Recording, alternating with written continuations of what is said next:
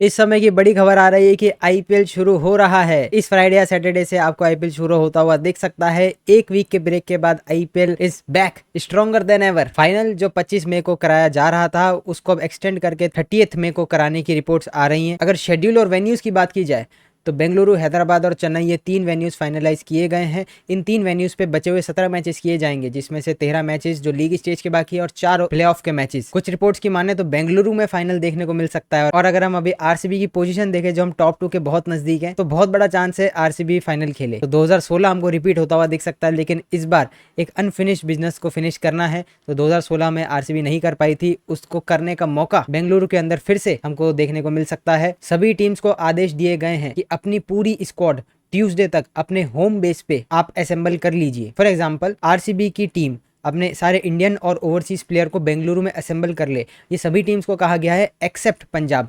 पंजाब को चंडीगढ़ या धर्मशाला में अपनी टीम को असेंबल करने को नहीं कहा गया है, क्योंकि वो इस समय एक सेंसिटिव एरिया है, तो उनको कहीं और अपनी टीम असेंबल करनी पड़ेगी। उसके अलावा बीसीसीआई ने यह भी कहा है कि आप अपने सारे ओवरसीज प्लेयर के लिए टिकट्स बुक कराइए और तुरंत उनको अगले 2 दिन में इंडिया बुलाइए। आरसीबी की बात की जाए तो सभी प्लेयर्स अपने घर जा चुके हैं, इंक्लूडिंग ओवरसीज प्लेयर। तो मैं तो देख रहा हूँ वेस्ट इंडीज़ के प्लेयर जो अपने घर गए थे, तो उनको तो जाने में 2 दिन लग गए थे, आने में 2 दिन लगेंगे, तो घर पे वो सिर्फ 1 या 2 दिन रह पाए। लेकिन ठीक है, एक अच्छा बीच में 1 हफ्ते का ब्रेक मिल गया सभी लोगों को। और ये बताता है इंडिया, आज का इंडिया जो है वो किसी से डरने वाला नहीं है। जहां पाकिस्तान को अपना पीएसएल सस्पेंड कर दिया गया, एयरपोर्ट्स पे खिलाड़ी रोते हुए दिखे और कुछ खिलाड़ियों ने ये कह दिया कि हम कभी पाकिस्तान नहीं जाएंगे। जी, ये बातें मैं मन से नहीं बना रहा हूँ, ये खिलाड़ियों ने खुद बताया दुबई एयरपोर्ट पे मीडिया को। और यहाँ पे देखिए रायन रिकल्टन ताजमहल घूम रहे हैं। ये होती है इंडिया की सिक्योरिटी। हम एज ए इंडियन सिटीजन आराम से शाम को सोते हैं बिना चिंता के कि भाई हमको कुछ नहीं होने वाला, और वहाँ पे नागरिकों की आप हालत देखिए, वो सो नहीं पा रहे हैं रात को। आईपीएल पे अगर वापस आए तो 30 मई यानी कि फ्राइडे को फाइनल आपको बेंगलुरु में देखने को मिल सकता है। जो 3 वेन्यूज डिसाइड करे गए हैं, चेन्नई, हैदराबाद और बेंगलुरु, यहाँ पे बचे हुए मैचेस होंगे। जो मैच हुआ था पंजाब और दिल्ली का, वो मैच भी वापस होगा। अब वो मैच वहीं से रिज्यूम होता है जहाँ पे वो खत्म किया गया था, या फिर नए सिरे से मैच शुरू होगा, क्योंकि नया स्टेडियम होगा, नया एनवायरनमेंट होगा ये। और टिकट्स की अगर बात की जाए तो टिकट्स जिन्होंने पहले ली थी उन सबको रिफंड कर दिया गया है, और नए सिरे से टिकट्स जो है शुरू होंगे इन 3 वेन्यूज पे। आरसीबी की पूरी स्क्वाड असेंबल हो जाएगी, लेकिन एक प्लेयर को लेकर मेरे को थोड़ा डाउट है, वो है हेजलवुड। क्योंकि Australia versus south Africa WTC final 11 जून से है।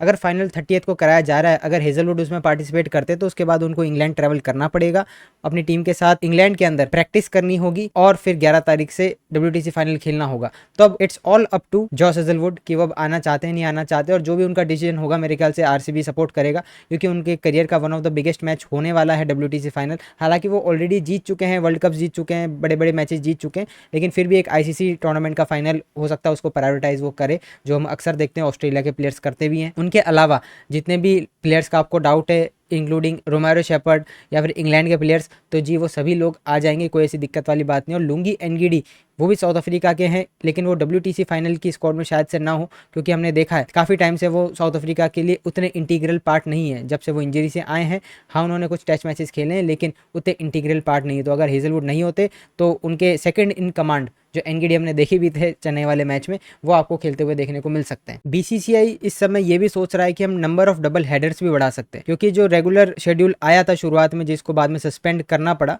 उसके हिसाब से हमारे जो मिड वीक डबल हेडर्स थे वो काफ़ी कम थे। लेकिन अब ये बताया जा रहा है कि डबल हेडर्स की संख्या बढ़ाई जाएगी, जिससे कि कम टाइम में आईपीएल पूरा कराया जा सके। जैसे मैंने पहले भी कहा कि 13 आपके ग्रुप स्टेज के मैचेस बाकी है, तो आपको देखने को मिल सकता है कि 1 हफ्ते के अंदर या 1.5 हफ्ते के अंदर आपको ये 13 मैचेस होते हुए दिख जाए, और फिर 4 जो आपको प्ले ऑफ मैचेस है उसमें आपको गैप देना ही पड़ता है। फॉर एग्जाम्पल आपको एलिमिनेटर और क्वालीफायर 2 के बीच में गैप देना ही पड़ेगा, क्वालीफायर 2 और फाइनल के बीच में गैप देना ही पड़ेगा। तो कम से कम 1-1 दिन का गैप आप वहाँ मान के चलिए, तब भी आप देखेंगे कि टूर्नामेंट 30 तारीख तक खत्म होना थोड़ा मुश्किल होगा। इसलिए नंबर ऑफ डबल हेडर्स थोड़े बढ़ा दिए जाएंगे, और आप ये देखेंगे कि काफी थिक एंड फास्ट आपको मैचेस देखने को मिलेंगे। और जो भी नया शेड्यूल आएगा उसमें ये जरूरी नहीं है कि जिस सीक्वेंस में पिछली बार मैचेस शेड्यूल थे उसी सीक्वेंस में होगा। फॉर एग्जांपल अगर दिल्ली पंजाब वाला मैच उस समय नहीं हो पाया था और अगर अभी वो वापस होता है, तो ऐसा जरूरी नहीं है कि इस बार की शुरुआत भी वहीं से ही हो। अगर अगला मैच आरसीबी एलएसजी था तो जरूरी नहीं है कि आरसीबी एलएसजी ही नेक्स्ट मैच होगा। तो थोड़ा सा शफल आपको शेड्यूल में देखने को मिलेगा।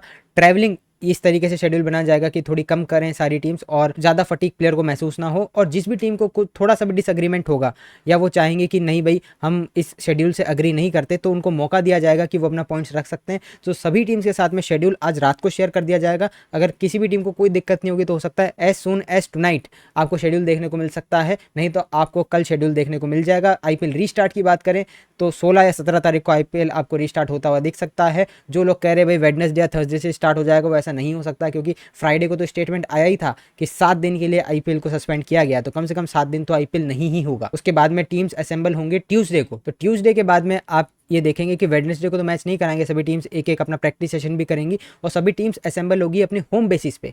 तो वहाँ से वो जहाँ भी उनके मैचेस होंगे वहाँ ट्रैवल भी करना है, थोड़ा 1-2 प्रैक्टिस सेशन भी करेंगे। तो इस फ्राइडे या सैटरडे आप मान के चलिए कि आईपीएल रिज्यूम होगा। और जो एक बीच में डल फेज आ गया था आईपीएल का कि भाई अब है ना थोड़ा मज़ा नहीं आ रहा है, टॉप 4-5 आपको पता चल गया, टॉप 2 की रेस थोड़ी इंटरेस्टिंग थी लेकिन आधी टीम्स बाहर हो गई थी, लेकिन अब ये एक हफ्ते के ब्रेक से फैंस में एक्साइटमेंट वापस आ गया है। अब कोई भी आप मैच सामने लगा लीजिए, आपको मज़ा आने वाला है। जैसे कोरोना के टाइम हुआ था, हालांकि वो टाइमलाइन काफ़ी लंबी थी, 4-5 महीने हमने क्रिकेट नहीं देखा था बीच में, और जब आईपीएल आया था तो उसका तो कुछ क्रेज ही अलग था। लेकिन अगर ये भी देखें तो उससे थोड़ा कम नहीं होगा ये। तो अब आईपीएल फैंस तैयार हो जाइए अपनी टीम को सपोर्ट करने के लिए। 2016 का अनफिनिश बिजनेस इस बार बेंगलुरु में पूरा करने का मौका मिल सकता है आरसीबी को, नई टीम है। और एक और ये खबर आई थी कि एलएसजी वाला मैच अगर अपने शेड्यूल टाइम पे होता तो रजत पाटीदार उस मैच के लिए फिट नहीं थे, जितेश शर्मा होते उस मैच में कैप्टन, और ये जितेश शर्मा ने खुद आरसीबी के थ्रू बताया है और पूरी टीम को ये पता था कि रजत पाटीदार उस मैच के लिए फिट नहीं है और जितेश कप्तानी करने वाले। जितेश ने कहा कि भाई ये अपॉर्चुनिटी मेरे लिए बहुत बड़ी होती, उन्होंने अपने फैमिली को भी बताया था, वो भी काफ़ी प्राउड थे। लेकिन अभी जितेश वाइस कैप्टन ही बनेंगे, रजत पाटीदार आपको फिट होते हुए दिख जाएंगे और वही आपके अगले मैचेस खेलेंगे। जहाँ तक इंजरी अपडेट की बात है, देवदत्त बाहर हो चुके हैं, उनके अलावा जितने भी प्लेयर्स अनफिट थे, Phil Salt, Hazlewood, Patidar, Krunal या जो भी प्लेयर आप मान के चल रहे थे, वो सभी के सभी प्लेयर फिट हैं और मैच खेलने के लिए तैयार हैं। मुझे लगता है कि जो फैंस देख रहे हैं इस तरीके से कि अब आरसीबी थोड़ा अपना बेंच स्ट्रेंथ टेस्ट कर सकता है, थोड़े प्लेयर्स को रेस्ट दे सकता है, भाई एक हफ्ते का ब्रेक हो गया है, थोड़ा ट्रैवलिंग से थोड़ा सा थकावट हुई होगी लेकिन वो खेले नहीं है, तो एक हफ्ते का ब्रेक हो गया है, बहुत अच्छी बात है। अब आपको अपनी बेस्ट प्लेइंग 11 उतारनी है, वही 11 जो आपको फाइनल तक खेलनी है। तो यहाँ पे अब रेस्ट का या प्लेयर टेस्ट करने का मौका नहीं है, अब सीरियस मोड में आना है आरसीबी को और अपने पहले टाइटल की तरफ चार्ज कर देना है। इससे बढ़िया चांस आपको शायद से पिछले कुछ सालों में नहीं मिला है जितना बढ़िया चांस इस समय मिल रहा है। हम क्वालिफाई तो कर जाते थे लेकिन टॉप 2 में क्वालिफाई नहीं कर रहे थे, तो इस बार आपके पास बहुत अच्छा चांसेस है। 3 उन टीम से मैच है आपका जो ऑलमोस्ट प्लेऑफ की रेस से बाहर हो चुके हैं, तो इससे भी आपका कॉन्फिडेंस बढ़ेगा और आप उन टीम को हरा के क्वालिफायर 1 जीते, फाइनल जीते। मयंक अग्रवाल या स्वस्तिक चिकारा, ये एक सवाल जो है काफ़ी प्रोमिनेंट है आरसीबी फैंस के बीच में, तो मुझे लगता है आप मयंक अग्रवाल के साथ ही जाते हुए देखेंगे आरसीबी के मैनेजमेंट को, क्योंकि एक कारण होगा ये क्यों उनको टीम में लाया गया है इस स्टेज पे टूर्नामेंट के। अगर आपको किसी प्लेयर को लाना ही होता तो आप एक यंग टैलेंटेड प्लेयर लाते जिसको आप रिटेन भी कर सकते थे।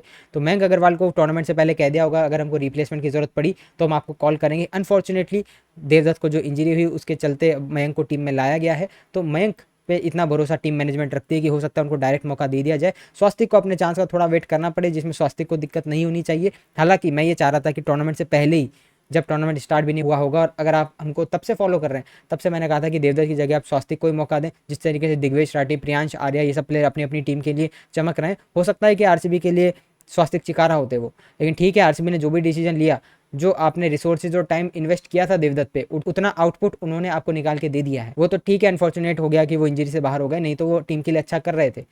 तो भाई कभी कभी होता है जो हम फैंस सोचते हैं मैनेजमेंट उस हिसाब से नहीं सोचता, किसी एक खिलाड़ी पे उनको ज़्यादा भरोसा होता है। तो देखते हैं भाई कौन खेलता है। मुझे ऐसा लग रहा है, ऐसी गट फीलिंग आ रही है कि आपको मयंक ही खेलते हुए दिखेंगे आरसीबी के नंबर 3 पे। बाकी आप लोग बताइए आपकी क्या ओपिनियन है, आप क्या सोच रहे हैं कि कहाँ पे आईपीएल हो सकता है। एक रिपोर्ट ये भी आ रही थी कि आईपीएल जिन लोकेशंस पे था वहीं पर ही होगा, बस धर्मशाला को कहीं और वेन्यू दे दिया जाएगा। लेकिन मुझे ऐसा लगता है कि ट्रैवलिंग उसमें प्लेयर्स की बहुत ज़्यादा हो जाएगी। हर दूसरे दिन अगर किसी टीम का मैच होगा तो ट्रैवल के बाद प्रैक्टिस सेशन तो भूल ही जाइए, टीम ट्रैवल करके ही थक जाएगी। तो फिर ये इस समय जो है सही डिसीजन नहीं होगा। तो 3 वेन्यूज़ बेंगलुरु, चेन्नई, हैदराबाद में आपको मैचेस देखने को मिलेंगे। 30 मई को फाइनल देखने को मिलेगा। सभी टीम्स असेंबल हो जाएंगी अपनी होम बेसिस पे एक्सेप्ट पंजाब कहीं और होगी, तो वो ट्यूसडे तक असेंबल हो जाएंगी सभी टीम्स अपने अपने बेसिस पे, और आपको आईपीएल इस फ्राइडे या सैटरडे को रिज्यूम होता हुआ दिख सकता है। मिलते हैं आपसे अगली ही अपडेट के साथ, तब तक ये चैनल सब्सक्राइब कर लीजिए क्योंकि इसी तरीके की अपडेट हम आपके लिए लाते रहेंगे। स्टे सेफ, स्टे हेल्दी, और मदर्स डे है आज, मदर्स डे के दिन आप अपनी मदर को ज़रूर रिस्पेक्ट दीजिए, और ऐसे तो रोज़ ही दिया करिए लेकिन आज विश ज़रूर आप करना। तो मिलते हैं आपसे अगली वीडियो में, तब तक के लिए गुड बाय।